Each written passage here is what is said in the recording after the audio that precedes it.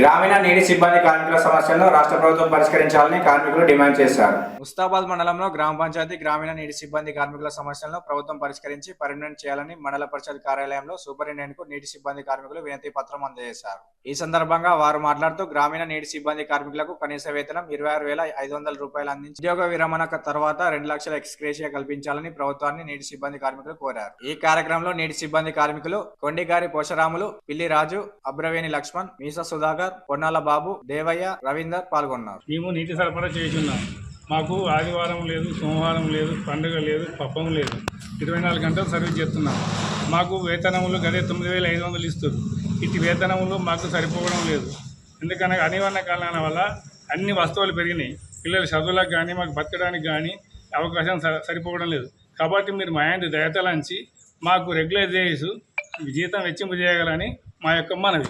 ముస్తాబాద్ గ్రామీణ మంచినీటి సహకారులము అందరం కలిసి మాకు ఎంపీడీఓ సార్ గారికి వినతి పత్రం ఇవ్వడం జరిగింది.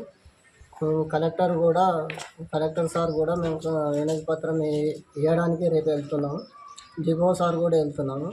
లెటర్ కూడా పంపించినాము. ఆదిశనన్నకు ఒకటి ఇచ్చినాము. ఆదిశనన్న ఎమ్మెల్యే గారు కూడా సీతక్క దగ్గరికి పంపించారు. మహేందర్ రెడ్డి సార్ కూడా ఇచ్చినాము. మహేందర్ రెడ్డి సార్ కూడా పంపిస్తా అన్నాడు.